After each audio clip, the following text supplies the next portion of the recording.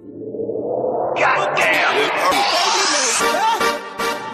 साथियों, आप लोग का एक बार से फिर स्वागत है इस ऑनलाइन प्लेटफॉर्म में। तो चलिए हम लोग वीडियो को और आगे बढ़ाते हुए क्वेश्चन को हम लोग क्या करेंगे, नाउन से रिलेटेड कुछ क्वेश्चन है उसको हम लोग सॉल्व करने की कोशिश करेंगे जो कि एग्जाम के लिए इम्पोर्टेंट है।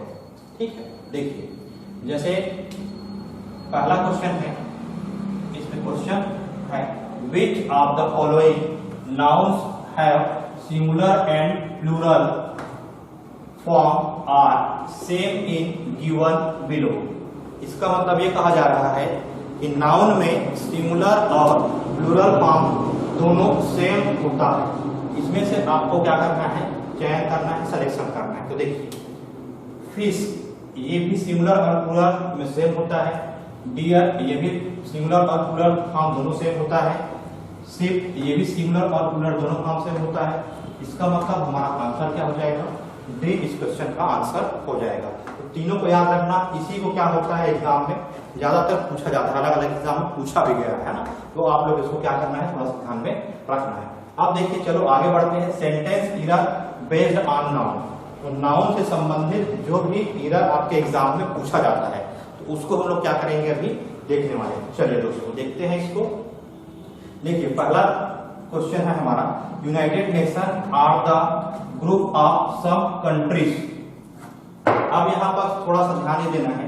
दूसरा सेंटेंस लिखा है united nation is the group of some countries. दोनों लगभग लगभग सेम दिख रहा है। यहाँ पर थोड़ा सा अंतर इसमें है, आर और यहाँ इज है। तो कौन सा सही होगा, तो यहाँ देखिए दोस्तों, सबसे पहले हमको सब्जेक्ट को देखना रहता है। सब्जेक्ट क्या है हमारा, यूनाइटेड नेशन। ये हमारा टोटल क्या है, सब्जेक्ट है। और यूनाइटेड नेशन बहुत सारे देशों का क्या है, समूह है। सब कंट्रीज लिखा है ना। तो इसमें हमको ध्यान ये देना है कि यूनाइटेड नेशन जो है ये सिंगुलर है। ये क्या है हमारा, सिंगुलर है। मतलब क्या है, ये हमारा एक वचन। तो एक वचन यदि सब्जेक्ट यदि एक वचन है तो वर्ब भी क्या लगेगा, यहाँ पर जो वर्ब होता है वो भी क्या लगेगा, एक वचन लगेगा जी। इसको ध्यान रखना है। यदि सब्जेक्ट सिंगुलर तो वर्ब भी क्या लगता है, सिंगुलर लगेगा, मतलब एक वचन लगेगा। तो इसमें आर किसमें आता है, आर तो प्लूरल है। आर क्या है, आर जो है प्लूरल है। तो ये नहीं होगा।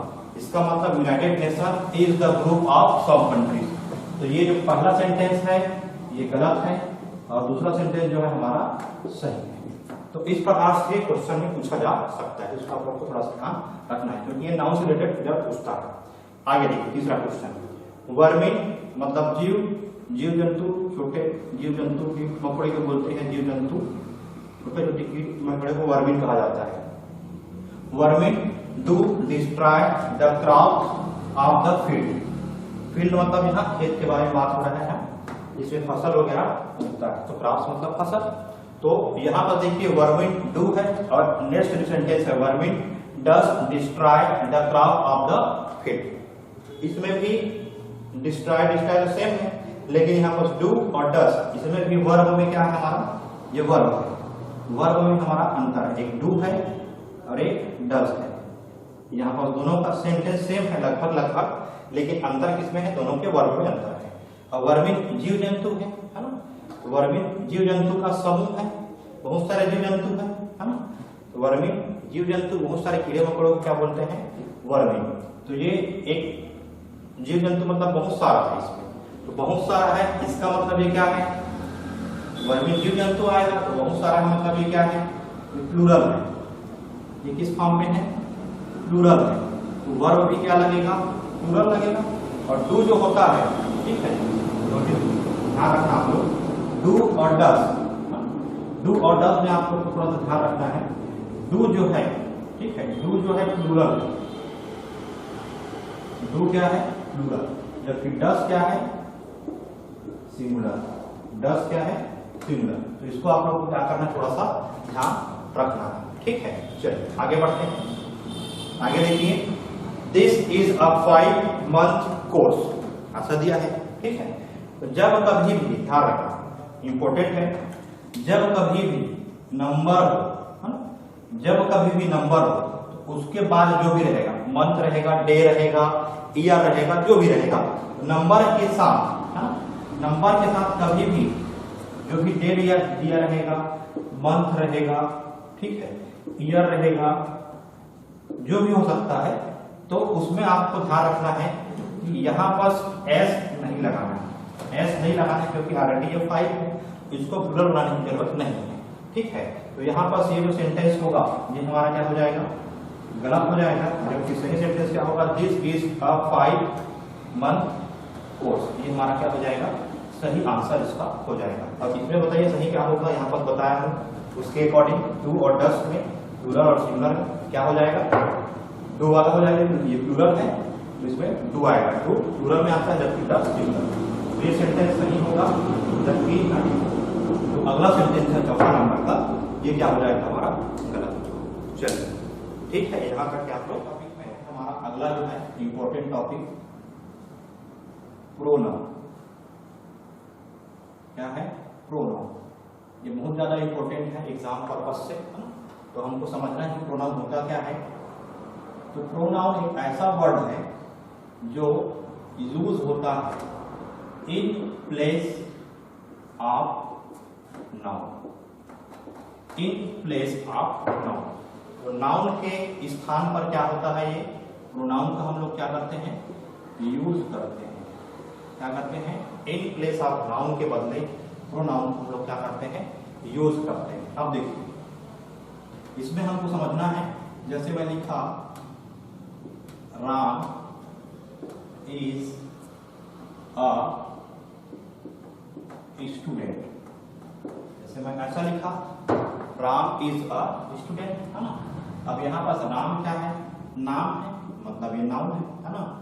अब मैं बोलता हूँ मेरे को राम का नाम नहीं मालूम है, मान के चलिए, तो मैं इसके जगह कौन सा वर्ड यूज करूंगा, तो मैं बोलूंगा जैसे मैं बोल सकते हैं, है ना, he is a student, he is a student, ठीक है।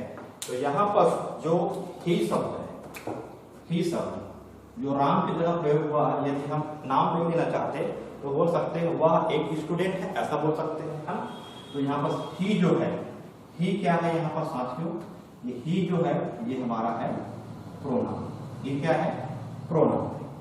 चलिए, तो ये तो समझ में आ गया होगा कि नाउन के बदले या नाउन के स्थान पर जो भी शब्द प्रयोग होता है वो क्या होता है, हमेशा प्रोनाउन होता है। इसको आप लोग को क्या करना है, थोड़ा सा ध्यान रखना है। चलिए अब देखिए साथियों,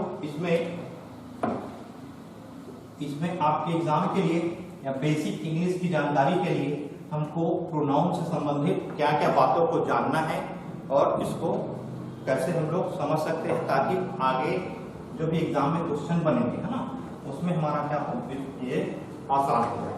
चलिए हम लोग क्या करते हैं, पर्सनल प्रोनाउन के बारे में हम लोग समझते हैं, है ना। ये बहुत ज्यादा इंपॉर्टेंट है। पर्सनल प्रोनाउन आप समझ गए तो सब्जेक्ट बनाते हुए सेंटेंस में इसको यूज करते हुए हमको आसानी होगा। तो पर्सनल प्रोनाउन के बारे में आइए जानते हैं। चलिए देखिए, पर्सनल प्रोनाउन में हमको 3 पर्सन के बारे में जानना होता है।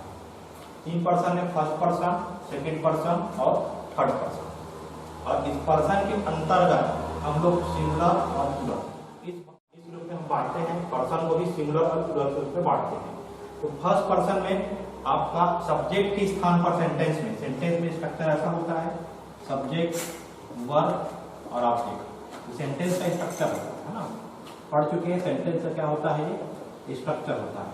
तो सब्जेक्ट स्थान पहले नंबर पे, उसके बाद वर्ब का स्थान आता है, उसके बाद ऑब्जेक्ट का स्थान तीसरे नंबर पे आता है। तो सब्जेक्ट के स्थान पर फर्स्ट पर्सन में कौन सा शब्द यूज होगा, सिंगुलर में आई और ऑब्जेक्ट के स्थान पर मी, ठीक है।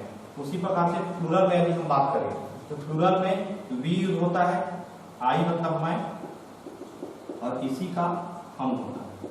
तो वी को हम लोग जब ऑब्जेक्ट के जगह पर लिखते हैं, है ना, तो वो अस के रूप में दिखाता है, जबकि आई को हम लोग मी के रूप में ऑब्जेक्ट के जगह पर प्रयोग करेंगे। ऑब्जेक्ट मतलब इस स्थान पर, है ना, ठीक है।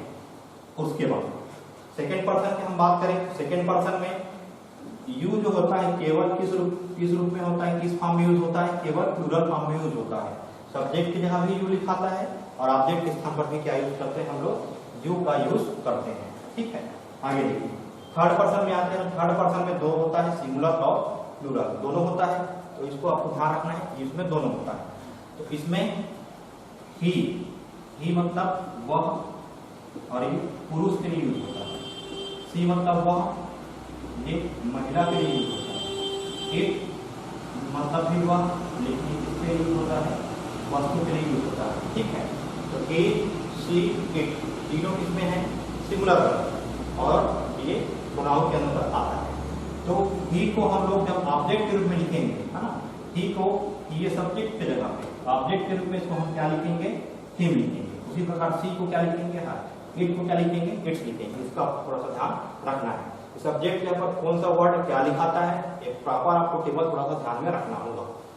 ऑब्जेक्ट के स्थान पर ये शब्द किस फॉर्म में लिखाता है, सी का हर, इट का इट्स। उसी प्रकार से थर्ड पर्सन में प्लूरल, प्लूरल में क्या आता है, दे का क्या बनता है, इसका फॉर्म बनता है, ऑब्जेक्ट के जगह पर इसको लिखेंगे दे को, तो देव लिखाता है, इसको ध्यान रखना है। अब देखिए दोस्तों, दो चीज हमको और समझना है, एक होता है पोसेसिव एडजेक्टिव और एक पोसेसिव प्रोनाउन। तो पोसेसिव जो एडजेक्टिव है वो सामान्यतः यूज होता है सेंटेंस के बीच में, मध्य में यूज करते हैं, जबकि पोसेसिव जो प्रोनाउन है सेंटेंस से कहाँ होता है, अंतिम में यूज होता है। कहाँ होता है, अंतिम में यूज इसको करते हैं, ठीक है। तो पोसेसिव एडजेक्टिव आई मी, और इसका क्या होगा, पोसेसिव एडजेक्टिव माई, जबकि पोसेसिव प्रोनाउन क्या कहलाता है, पोसेसिव प्रोनाउन का जो रूप होता है वो माई होता है। पोसेसिव प्रोनाउन में क्या होता है, रूप होता है। जैसे मैं लिखूंगा सेंटेंस, जैसे एक सेंटेंस लिखते हैं समझना, जैसे मैं लिखा, समझते जाना, जैसे मैं लिखा दिस इज माई बुक, जैसे मैं लिखूंगा दिस बुक इज माई, ठीक है।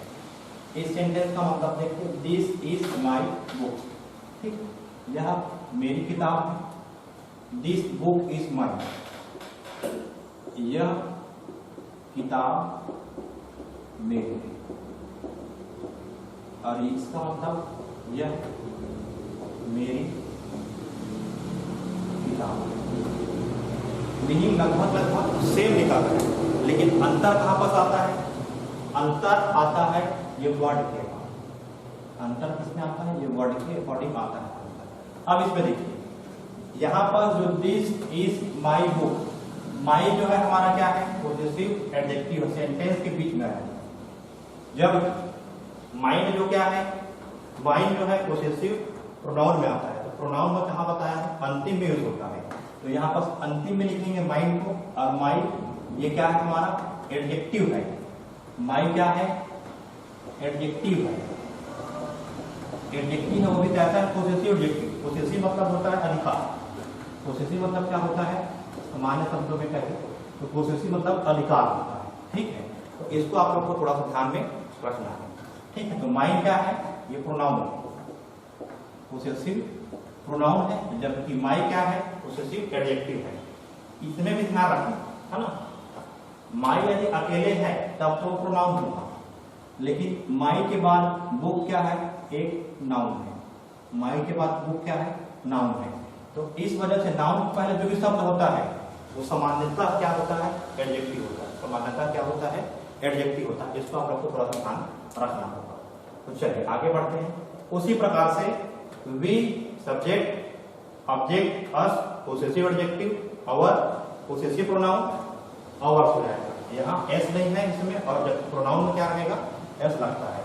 उसी प्रकार से यूअर, यूअर्स, ठीक है।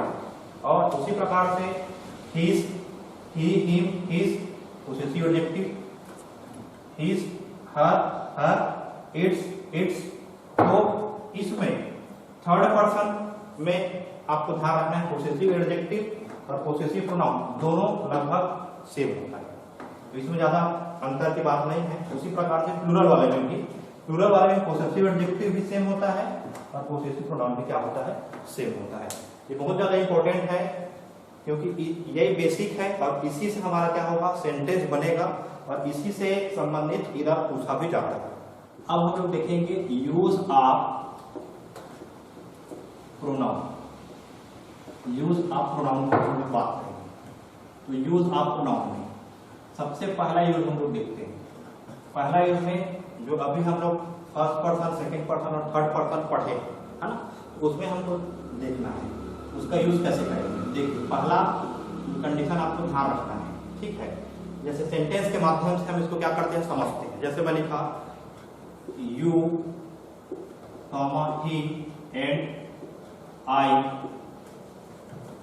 You he and I shall study the exam, shall study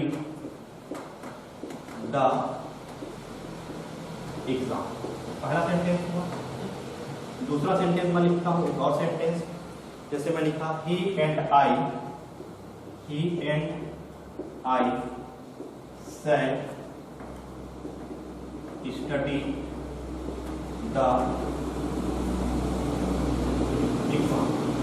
देखिए अब इसमें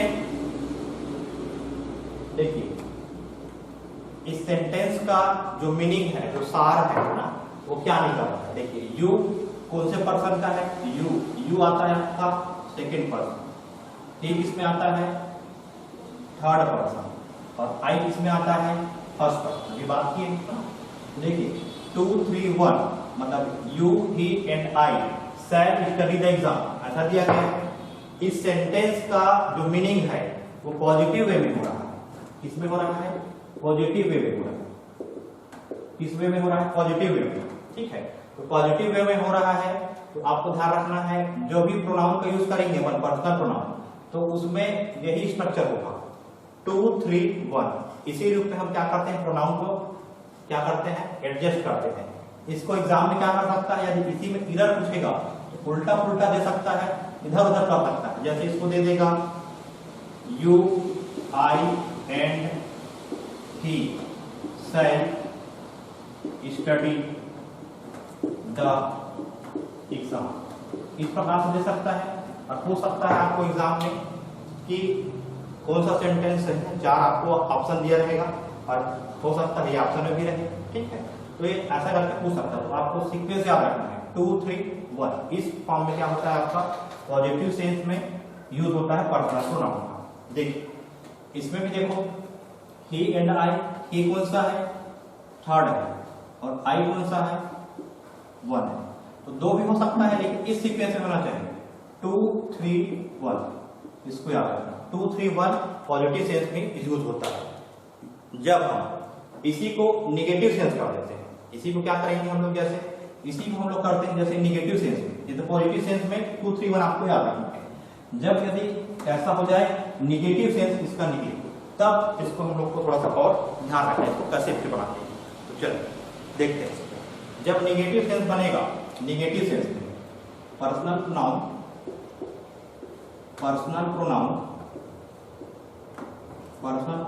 यदि किस सेंस में हो, निगेटिव सेंस में, तब आपको जो प्रोनाउन यूज होगा उसको क्रम आपको याद रखना है 1 2 3। इस क्रम में आपको थोड़ा सा ध्यान में रखना है। जैसे मैं सेंटेंस लिखता हूं I you and he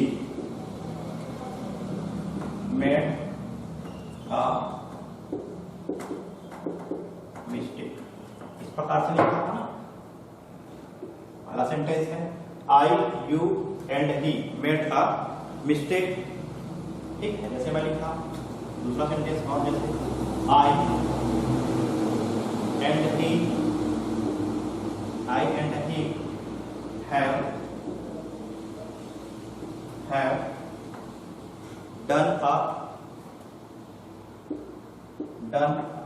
crime, इस प्रकार से, ठीक है। ये 2 सेंटेंस है। देखिए यहाँ पर मिस्टेक आया है ना, मिस्टेक आया मतलब गलती, क्राइम आया मतलब अपराध। ये दोनों का सेंस किसमें है, निगेटिव सेंस में है। किसमें है बोलो, निगेटिव सेंस में। निगेटिव सेंस में है, इसी वजह से आपको क्या ध्यान रखना है, पर्सनल प्रोनाउन जो भी रहेगा उसमें आपको ये सीक्वेंस रखना 1 2 और 3। देखिए आई कौन से पर्सन में आता है बोलो, फर्स्ट पर्सन, यू किस में आता है सेकंड पर्सन, और ही किस में आता है थर्ड पर्सन। ये सीक्वेंस हमारा क्या है, सही है। एग्जाम में इसको क्या कर सकता है, इधर उधर देखे एरर आपको पूछ सकता है। इसमें क्या है, आई फर्स्ट, ही सेकेंड, फर्स्ट सेकेंड चलेगा क्रम में, इसको आपको थोड़ा सा ध्यान रखना है। इसी प्रकार से आगे बढ़ते हैं, आगे बढ़ेंगे तो इसमें हमको एक और रूप देखना पड़ेगा। यदि प्लूरल फॉर्म आपको पूरा दिया हुआ है, जो प्रोनाउन है, जो भी प्रोनाउन है ना, प्रोनाउन का जो फॉर्म है, प्रोनाउन का फॉर्म यदि क्या हो, प्लूरल, प्रोनाउन का फॉर्म क्या हो यदि प्लूरल, उसमें सीक्वेंस कैसे बनेगा। देखिए जैसे सेंटेंस में लिखता हूं, सेंटेंस जैसे हम लोग लिखते हैं, we, you and they, we, you and दे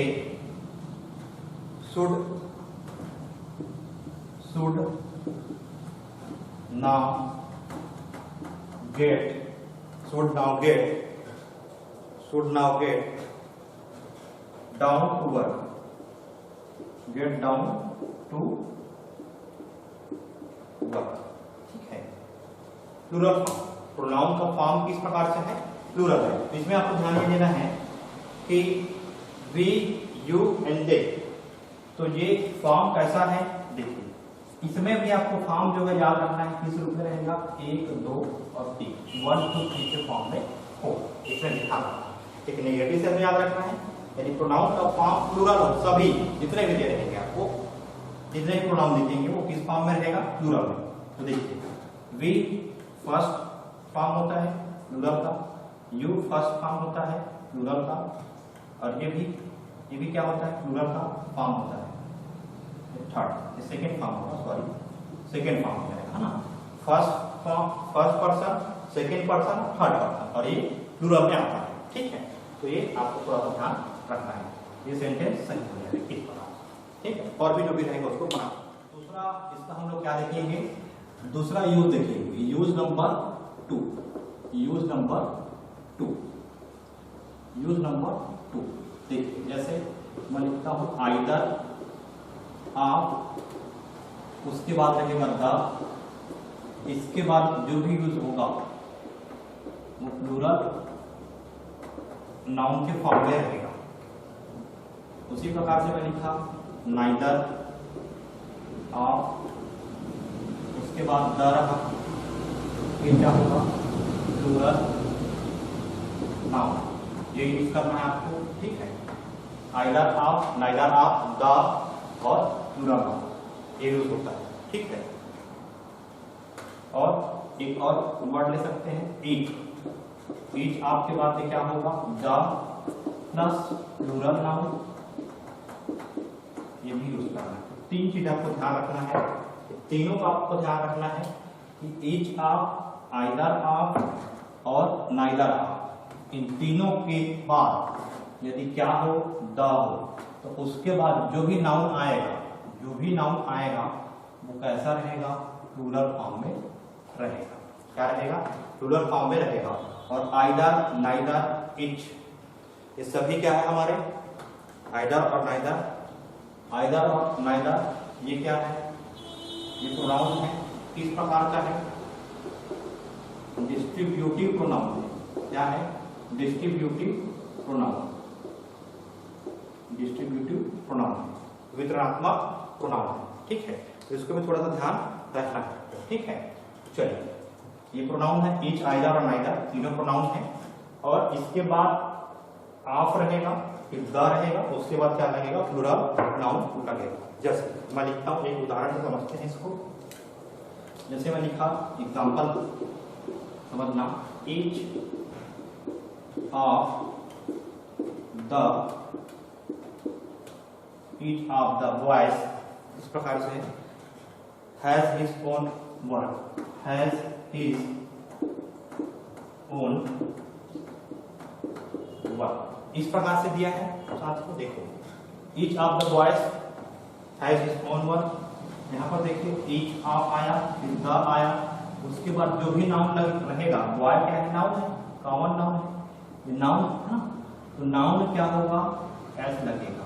क्या लगेगा, एस लगेगा, इसमें ध्यान रखना ना, एग्जाम में ये एस हटा के देता है, तो ध्यान रखना है आपको, each of the boys, either of the boys, neither of the boys, तीनों एक के माध्यम से हम लोग समझ सकते हैं। ईच ऑफ द बॉयज है, आइदर ऑफ द बॉयज भी हो सकता है, नाइदर ऑफ द बॉयज हो सकता है, लेकिन बॉय नहीं होगा। यहाँ पर नाउन जो रहेगा वो कैसा रहेगा, प्लूरल नाउन रहेगा। इस बात को ध्यान रखना है, यहाँ से क्वेश्चन पूछा जाता है, इसका आपको थोड़ा सा नोट करें। साथियों आपको ध्यान रखना है, कुछ वर्ड ऐसा है जिसमें, जैसे मैं वर्ड लिखता हूँ लेट, जैसे लिखा बट, जैसे लिखा बिटवीन, लेट बट बिटवीन, आल, ये शब्द आपको याद रखना है। इस शब्द की विशेषता ये है, इसके बाद जो भी प्रोनाउन, इसके बाद जो भी प्रोनाउन यूज करेंगे, जो भी प्रोनाउन हम लोग क्या करेंगे, यूज करेंगे, ठीक है, वो यूज होता है ऑब्जेक्टिव केस। ऐसे केस में, ऑब्जेक्टिव केस में हम लोग प्रोनाउन का यूज करेंगे।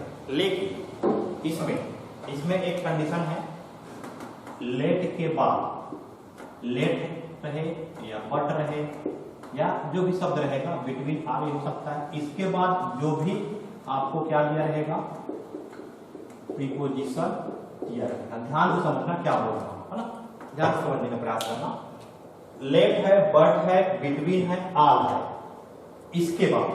इसके बाद कोई सा भी आपका प्रीपोजिशन आएगा सेंटेंस में, ठीक है, तो उसके बाद जो भी हम प्रोनाउन यूज करेंगे, वो कैसा फॉर्म में रहेगा, किस फॉर्म, ऑब्जेक्टिव केस में। जैसे एग्जांपल समझते हैं, जैसे मैं लिखा example, let I do this work, ऐसा लिखा। दूसरा सेंटेंस लिखा, लेट मी डू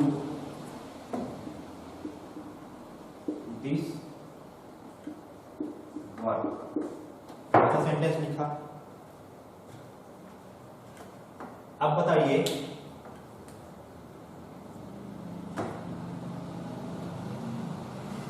यहां पर समझना, यहां पर देखिए लेट है, बट है, बिटवीन है, आल है, इसके बाद जो ही प्रोनाउन यूज होगा वो किस फॉर्म में रहेगा, ऑब्जेक्टिव केस में।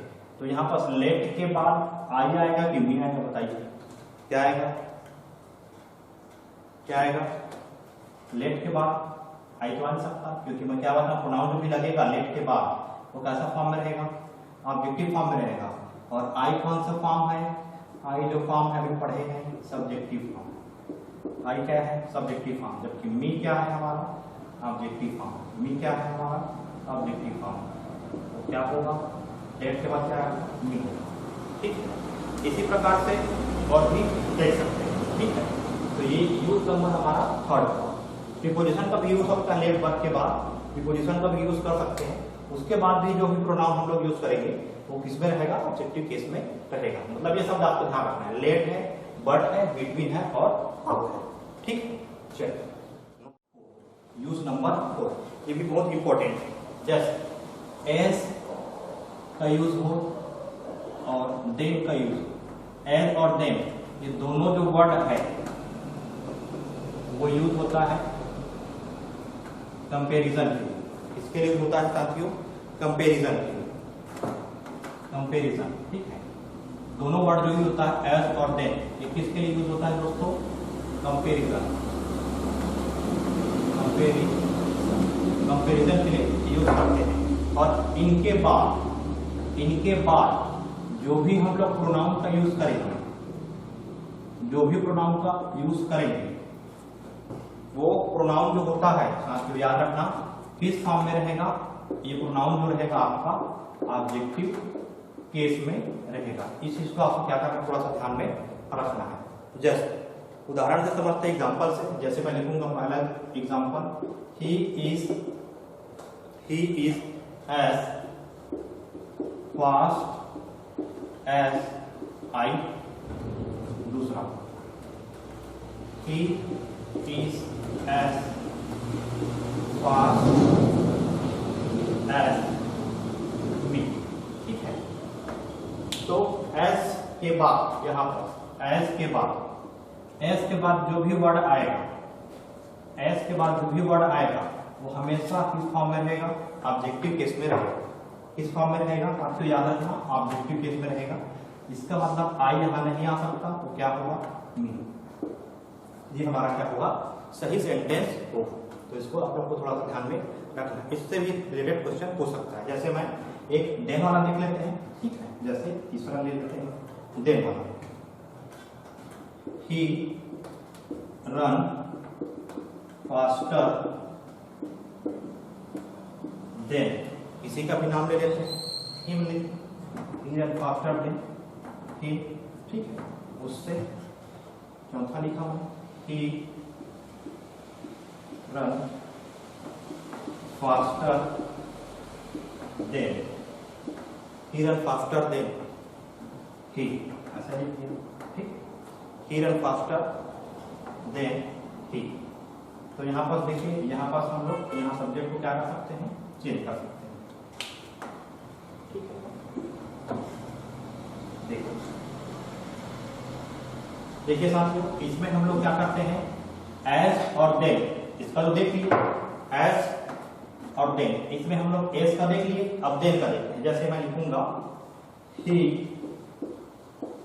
रन, जैसे मैं लिख दिया, समझ, तीसरा लिखूंगा जैसे देख लिए, I run faster than him, ऐसा लिखा, ठीक है। चौथा सेंटेंस जैसे मैं लिखता हूं, I run faster then his, ऐसा लिखा, ठीक है। तो यहाँ पर फिर से क्या आया साथियों, देखो देन आया है।